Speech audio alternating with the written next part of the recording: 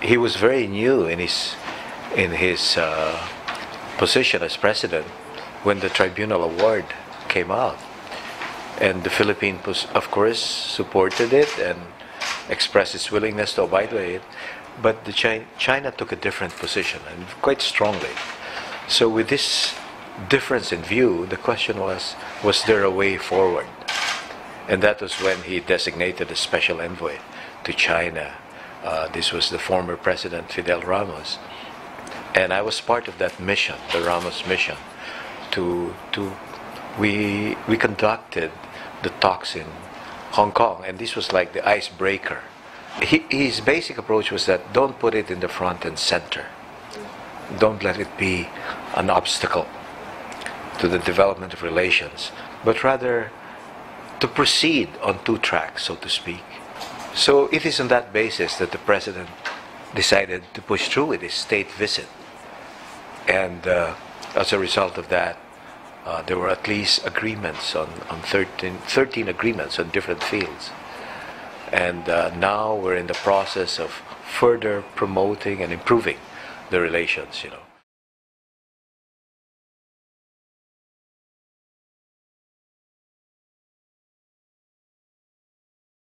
The recent pronouncements, regarding fortification of islands and reefs that the Philippines has occupied since the 70s and 80s does not represent a basic change of policy insofar as the Philippines is concerned with respect to China.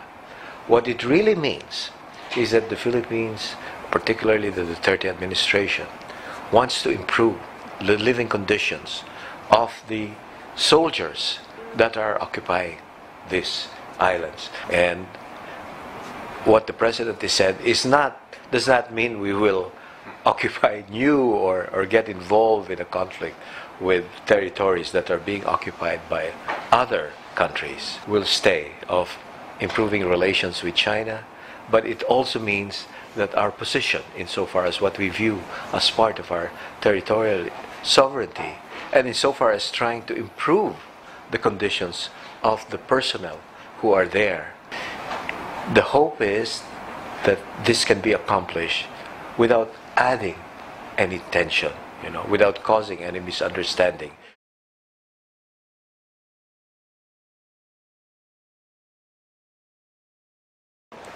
I think our hope is that the U.S. will play a constructive role. You see, we are in a region where there is growing strategic competition, between the dominant power that was the U.S. and the rising power that is China, where we do not advocate, war or the use of force, and we would call on all the parties involved to resort to negotiations and dialogue. And most of all, we do not wish that the Philippines will be a battleground between the major powers. Anything is possible, as we've seen over the past 6 months. It's gone from one thing to another. But I think from the recent summit meeting, I think we can see that it's also possible, for both sides, for China and the U.S., to be able to talk and to be able to ease tensions. It won't solve the problems overnight again, but at least it has improved considering to where we were in January or February or December or January. So in that sense, we have to prepare, of course, for the worst. But I think there is room for maneuver, there is room for diplomacy, and there is room for dialogue.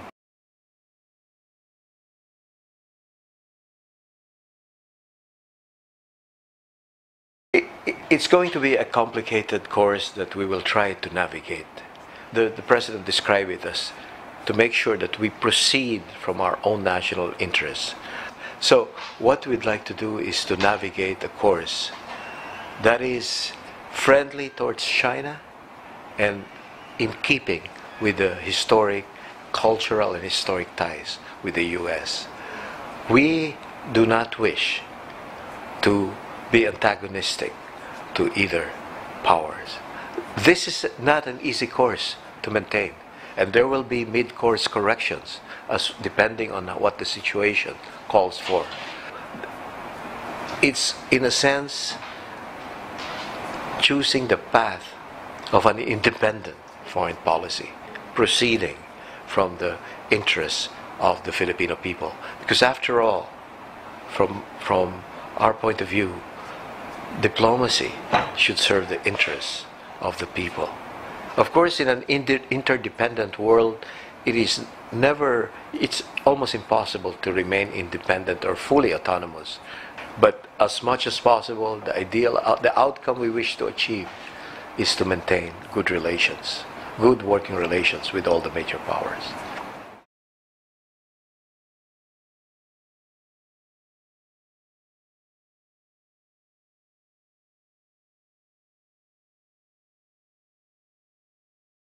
Well, President Duterte has, he's a veteran politician, and he was able to achieve, he was able to win victory with a convincing margin. I have no doubt that he will be able to navigate this. It's just that we cannot expect, the opposite towards China. However, if you look at the trend line, recently, the most recent survey showed for the first time, China has gone from negative rating to a positive rating. So the point I'm making is that this will take time. I think what is important here is to show through actual reality that a non-confrontational approach, an approach of discussion and dialogue through bilateral consultations, can actually ease the tension and can work to benefit both the Philippines and China.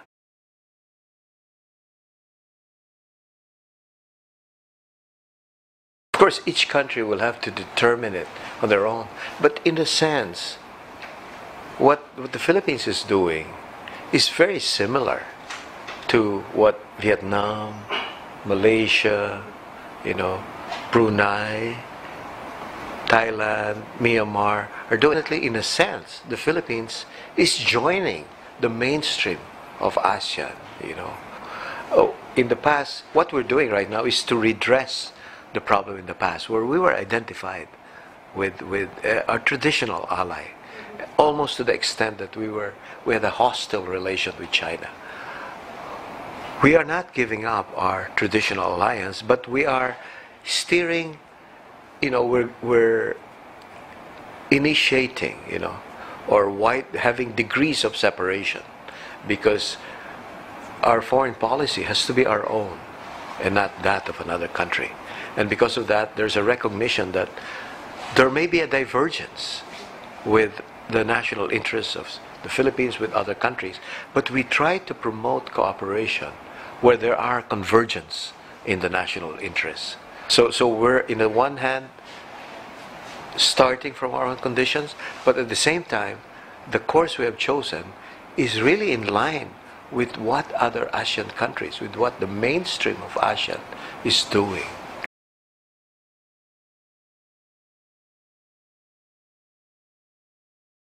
It's a matter of preference. As for me, the only thing I can say is that it is now, it's going to be a major power in the world, and it's an ancient civilization. These are ideological biases. They're cultural, ideological, but I think those who think that way will eventually change. I mean, I have my own set of friends. They at least want to experience China. They at least want to eat the genuine Peking duck. And they at least want to see, the cultural wonders, Xi'an, the terracotta warriors, the World Heritage sites. This is where economic development is happening. This is where, the whole region of which China is part of is where the future of the world economy actually lies, if they really are very much against it, let them be. Let them be. History will leave them behind.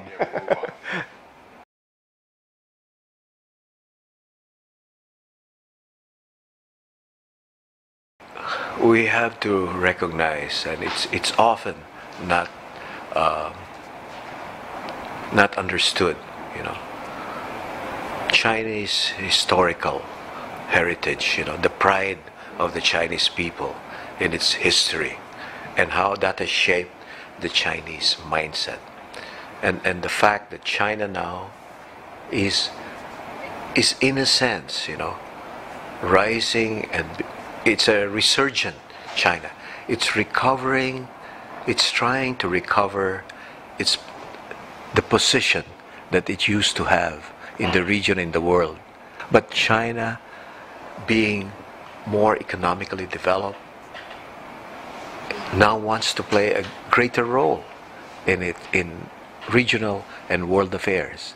And this is a reality that we have to accept and to recognize, because China is a neighbor of the Philippines.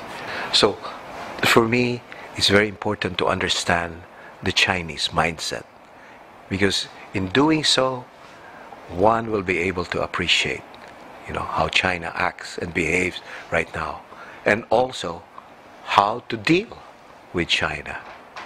China, I think, also has to understand the Filipino people. It has a different social system, a different political system. It's also proud of its history and proud of its heritage as a nation. So it's only on the basis of equality and mutual benefit that I think we'll be able to achieve peace and progress and common prosperity.